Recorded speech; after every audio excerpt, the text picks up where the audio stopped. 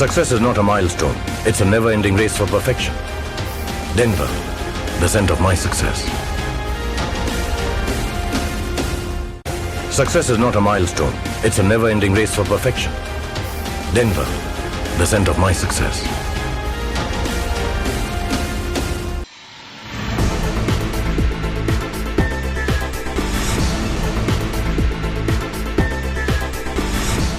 नमस्कार, मैं वैष्णवी, आप देख रहे हैं प्लस न्यूज। आइए नजर डालते हैं आज की हेडलाइंस पर।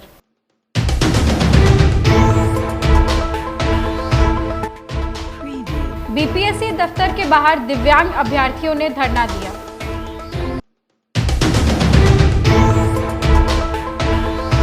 प्रथम मुख्यमंत्री श्री कृष्ण सिंह की जयंती समारोह पर कार्यक्रम आयोजित किया गया।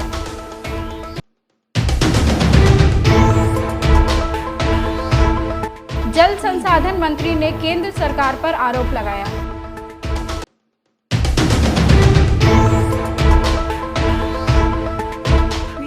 अब खबरें विस्तार से। बीपीएससी ऑफिस के बाहर काफी संख्या में दिव्यांग शिक्षक अभ्यर्थियों धरना पर बैठ गए। दरअसल बीपीएससी द्वारा आयोजित शिक्षक बहाली परीक्षा का रिजल्ट घोषित होने के साथ ही लगातार अभ्यर्थी रिजल्ट में धांधली का आरोप लगा रहे हैं। अभ्यर्थियों का कहना है कि कट ऑफ से ज्यादा अंक लाने के बावजूद उनका रिजल्ट नहीं आया और उन्हें उनका अधिकार चाहिए। वहीं मौके पर प्रशासन ने पहुंचकर सभी दिव्यांग अभ्यर्थियों पर हल्के बल का प्रयोग कर बीपीएससी दफ्तर से भगा दिया। इस दौरान मजिस्ट्रेट ने कहा कि गर्दनीबाग धरना स्थल है, वहां पर जाकर धरना दीजिए।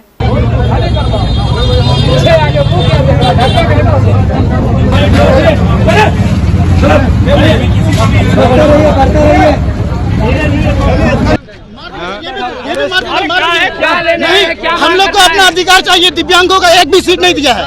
बस हम लोग हाई कटअप से हाई नंबर ला रहे हैं, फिर भी हम लोग को नहीं पास। कटअप से भी हाई नंबर बोला जा रहा है।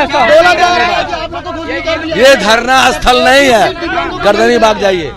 यहाँ नहीं रहना है। विकलांग है, 57 नंबर मेरा आ रहा है। हाई स्कूल में एक भी दिव्यांग का रिजल्ट नहीं घोषित किया गया है, जबकि विज्ञापन में था सर। चलो गर्दनीबाग जाओ। यहाँ नहीं, आप लोग कह रहे हैं कि यहाँ नहीं रहना है, तो यहाँ नहीं रहना है। आपको दिखा रहे हैं कि किस तरह से। बिहार के प्रथम मुख्यमंत्री श्री कृष्ण सिंह की जयंती समारोह पर बिहार आरजेडी के सुप्रीमो लालू प्रसाद यादव सदाकत आश्रम में पहुंचे और दीप प्रज्वलित कर कार्यक्रम का शुभारंभ किया। इस मौके पर कांग्रेस के प्रदेश अध्यक्ष अखिलेश प्रसाद सिंह, शकील अहमद खान, अजीत शर्मा, पूर्व प्रदेश अध्यक्ष मदन मोहन झा सहित आरजेडी के वरिष्ठ नेता मौजूद रहे।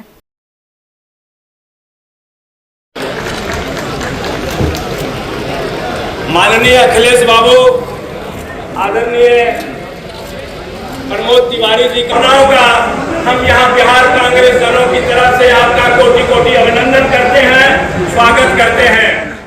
खबर राजधानी पटना से है, जहां बीपीएससी कार्यालय के बाहर सैकड़ों की संख्या में पहुंचे शिक्षक अभ्यर्थियों के द्वारा जमकर हंगामा किया गया। जिस तरह से बीपीएससी के द्वारा शिक्षक परीक्षाएं ली गई और उसमें काफी सारी अनियमितताएं सामने आ रही हैं, जिसको लेकर शिक्षक अभ्यर्थियों का गुस्सा चरम पर है।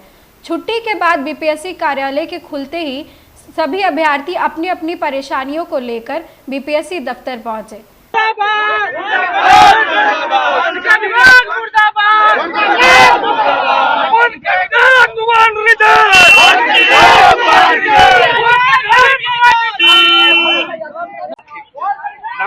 मेरा सर रवि कुमार नाम हुआ, मैं कंप्यूटर अभ्यर्थी हूँ। और सर मैं ये अतुल प्रसाद से निवेदन है मेरा, मैं उनको सर रिक्वेस्ट करता हूँ सर कि आप सर जो भी रिजल्ट दिए हैं उनमें जो भी 2019 के अभ्यर्थी नहीं है स्टेट पास, उनको सर बाहर कीजिए सबसे पहले। और जो भी गड़बड़ सर, जो भी डॉक्यूमेंट सही से फुलफिल नहीं कर रहे हैं, वो भी काउंसलिंग में हो जा रहा है उनका सर, सब चीज फुलफिल कर ले रहे हैं। तो हम ये कहना चाह रहे हैं सर कि जो भी गड़बड़ है, 2019 में स्टेट पास नहीं है, जिसका पीजी 2019 के बाद है, वो सब बिहार के बाहर का कैंडिडेट है, वो सबको बाहर कीजिए सर। क्योंकि 11th-12th में ये आपका बिहार के अलावा और कोई भी एलिजिबल नहीं है सर। मेरा नाम इम्तियाज हुआ, मैं अररिया जिला से आया हूँ। सर मेरा जो विषय है कंप्यूटर साइंस विषय है और हम 9 से 12th के शिक्षक के लिए अभ्यर्थी हैं। तो हमारे कंप्यूटर साइंस सब्जेक्ट में बहुत सारे फर्जी अभ्यर्थी है जो अंदर आ गए हैं, जिसके वजह से जो सही जेन्युइन कैंडिडेट है वो सड़क पे भटक रहे हैं सर। हम लोग 4 साल से मेहनत कर रहे थे सर। अभी ऐसा हुआ है सर कि 9 से 12 क्लास में जो भी एग्जाम देना था वो सिर्फ बिहार के निवासी होने चाहिए थे। ये जो हमारे स्टेट 2019 का नोटिफिकेशन, उसमें साफ लिखा है भारत का नागरिक हो तथा बिहार राज्य के निवासी हो। तो बिहार राज्य से बाहर के जो बच्चे हैं 9 से 12 में, वो कैसे एग्जाम दे दिए? जिसके पास स्टेट 2019 का सर्टिफिकेट नहीं है वो कैसे एग्जाम दे दिए?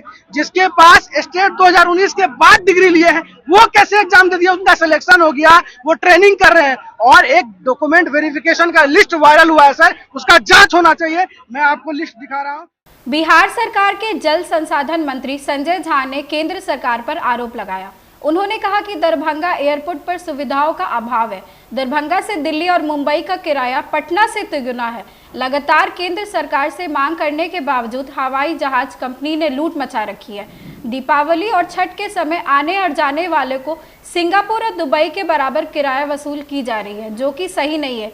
केंद्र सरकार से कई बार बात की गई है लेकिन कोई नतीजा नहीं निकल सका है। आपको मैं कल ये बात रखा था, दरभंगा एयरपोर्ट है आरसीएस एयरपोर्ट। आरसीएस एयरपोर्ट हो गया regional connectivity airport. Regional connectivity Darbhanga airport का सिक्योरिटी कौन करता है? बिहार पुलिस करती है, सीआईएसएफ नहीं करती है।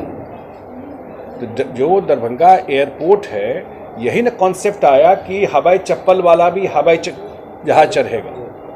मतलब क्या था कि जो छोटे शहरों में एयरपोर्ट है वहाँ मिनिमम कॉस्ट रहेगा चलने का।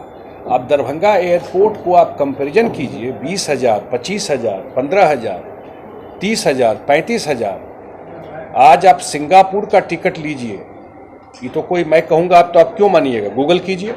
दुबई का टिकट लीजिए, तो सिंगापुर दुबई का टिकट दिल्ली से सस्ता मिलेगा बशर्ते दरभंगा से दिल्ली। तो ये एयरलाइन वाला जो बैठ करके लूट रहा है तो कौन उसको कंट्रोल करेगा? किसकी जवाबदेही है? हम लोग बार बार कह रहे हैं कि भाई कैपिंग कीजिए, अपर लिमिट जो फेयर का है वो 8,000, 7,000, 9,000 जो कीजिए। दरभंगा एयरपोर्ट से नॉर्मली टिकट 3,000-3,500 से ज़्यादा नहीं होना चाहिए किसी भी लिहाज से। और वहाँ पर एवरेज आप देखते हैं, अभी छठ का समय है, दीपावली का समय है, इतने लोग आते हैं बाहर से। ये तो जनता से, इसमें कोई पॉलिटिक्स नहीं है, ये आम लोगों से जुड़ा हुआ मुद्दा है। मैं कोई इसको सेंटर स्टेट उस पर नहीं बात कर रहा हूँ। मैं सिंपल कह रहा हूँ कि आपने कहा कि हवाई चप्पल वाला भी हवाई जहाज चढ़ेगा। तो आप मुझे बताइए कि 20,000 में कौन हवाई चप्पल वाला हवाई जहाज चढ़ सकता है? बिहार के पूर्व मुख्यमंत्री जीतन राम मांझी ने एक बार फिर अपने विरोधियों पर हमला बोला और कहा कि विरोधियों द्वारा बनाया गया इंडिया गठबंधन नहीं है, घमंडिया गठबंधन है, जिसमें कभी भी एकता नहीं हो सकती है। उन्होंने कहा कि उसका उदाहरण यह है कि जो कोई राज्य में चुनाव हो रहे हैं वहां महागठबंधन के लोग इंडिया गठबंधन के उम्मीदवारों के खिलाफ ही अपने उम्मीदवार खड़े कर रहे हैं, इसलिए यह लोग कभी एकजुट नहीं हो सकते हैं। हम अपने ट्वीट के माध्यम से कहने का काम किया है कि ये इंडिया गठबंधन नहीं है, ये घमंडिया गठबंधन है। और बहुत पहले हमने कहा था कि कभी एकता हो ही नहीं सकती है, क्योंकि हम लोग जानते हैं कि जो मेढक है वो टर्टर करना जानता है, लेकिन एक जगह उसकी गिनती नहीं हो सकती। उसी प्रकार से घमंडिया गठबंधन के लोग हर राज्य में अपने तरफ से आवाज उठा रहे हैं। और हद तो हो गया जब बिहार में जदयू के लोग बाहर के राज्यों में अपना कैंडिडेट दे रहे हैं, महागठबंधन के कैंडिडेट के खिलाफ दे रहे हैं। तो इससे ही साबित होता है कि ये लोग किस बोलने का प्रयास कर रहे हैं, बोलते हैं, एक साथ नहीं हो सकते हैं, ऐसी मेरी मानना है। पूर्व सांसद रामाकिशोर सिंह की अध्यक्षता में पटना के IMA हॉल में राजनीतिक सामाजिक कार्यकर्ताओं के साथ मिलकर बैठक की गई, जिसमें आगामी लोकसभा चुनाव को लेकर चर्चा की गई। अपने कार्यकर्ताओं को राजनीतिक भागीदारी की सुनिश्चित कराने के लिए पटना के मिलर स्कूल मैदान में 26 नवंबर को संकल्प सम्मेलन आयोजित करने का निर्णय लिया गया, जिसमें बिहार के सभी जिलों और प्रखंड स्तर के समर्थकों को ज़्यादा से ज़्यादा राजनीतिक भागीदारी हासिल हो सके, इसका संकल्प लिया जाएगा। मिलर स्कूल में महासम्मेलन की तैयारी के संदर्भ में आज हमारा सम्मेलन का आयोजन किया गया है कि आगे की तैयारी जो 26 नवंबर का कार्यक्रम है और उसी क्रम में बिहार के सभी हिस्सों से लोग उपस्थित हुए हैं और उसी पे चर्चा हो रही है कि कार्यक्रम का नामाकरण और उसका प्रारूप कैसा हो। आज का मुख्य विषय यही है और उसके बाद पूरे बिहार भ्रमण का कार्यक्रम है हमारे सभी साथियों के साथ। इसी का उद्देश्य, आज का कार्यक्रम का सिर्फ इतना ही उद्देश्य है और फिर उसके बाद आगे की तैयारी जो भी होगी उसके संदर्भ में हम आप लोगों को सूचित करेंगे। बिहार के परिवहन मंत्री शीला मंडल ने कहा कि राजधानी पटना में यातायात व्यवस्था को दुरुस्त करने के लिए सरकार की ओर से जो कुछ भी इंतजाम किया गया है उसे जारी रखा जाएगा और जो कुछ भी मशीनरी खराब है या काम नहीं कर रही है उसे जल्द ही दुरुस्त कर लिया जाएगा। दूसरी ओर उन्होंने कहा कि डीजल से चलने वाले ऑटो और बसों को दशहरा और छठ पूजा को लेकर 6 महीनों की रद्द दी गई है। 6 महीने के बाद डीजल से चलने वाले तमाम बसों और ऑटो पर प्रतिबंध लगाया जाएगा।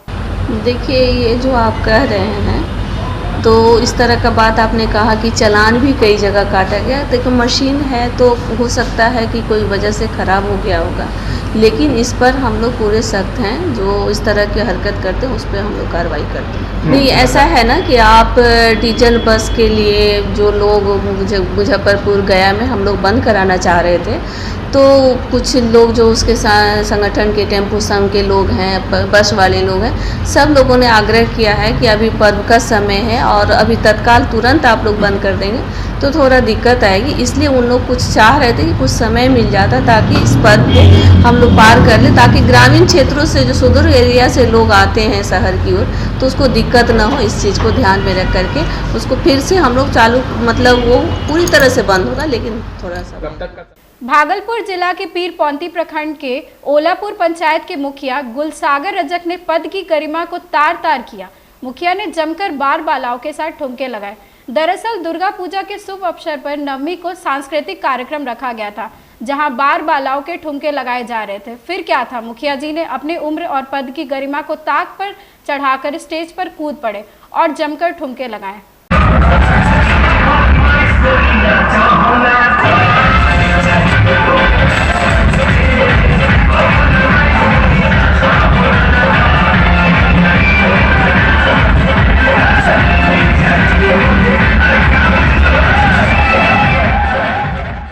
मधुबनी जिले रहिका थाना क्षेत्र अंतर्गत कपिलेश्वर स्थान स्थित कैनरा बैंक लूट मामले में रहिका पुलिस ने मुकदमा के एक नामजद अपराधी को मुजफ्फरपुर के देवरिया गांव से गिरफ्तार किया। गिरफ्तार अपराधी की पहचान कथैया थाना क्षेत्र के ठिका गांव के लखेंद्र शाह के पुत्र हनी राज बताई गई। बताते चले कि 10 अक्टूबर को 5 की संख्या में आए अपराधी बैंक में घुसकर लूट की घटना को अंजाम देने पहुंचे।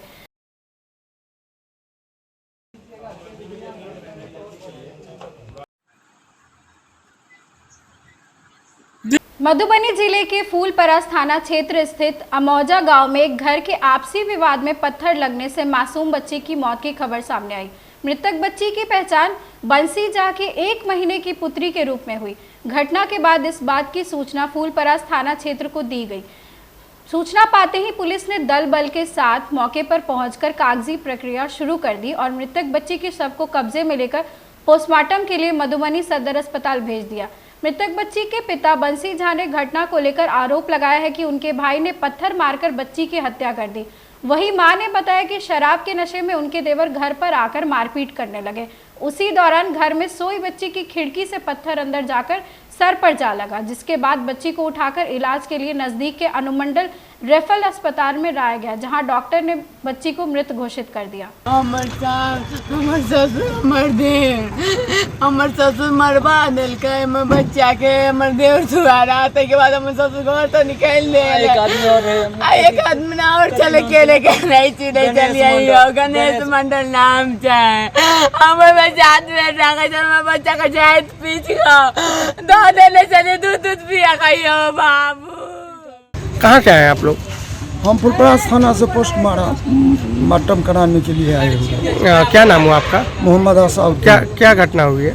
दोनों भाई में मारपीट हुआ, ईटा से बच्ची को मार दिया, वो कपार फूट गया, मर गया। क्या थाना को आवेदन दिया गया परिजन की तरफ से? हाँ, थाना को सूचना किया गया, तो थाना को अविलंब जो है सो हम लोग मेला ड्यूटी में थे, बुलाकर अविलंब पोस्टमार्टम के लिए भेज दिया। धन्यवाद। आज की खबरों में बस इतना ही। आगे की खबरों के लिए देखते रहे प्लस न्यूज। मुझे दीजिए इजाजत, नमस्कार।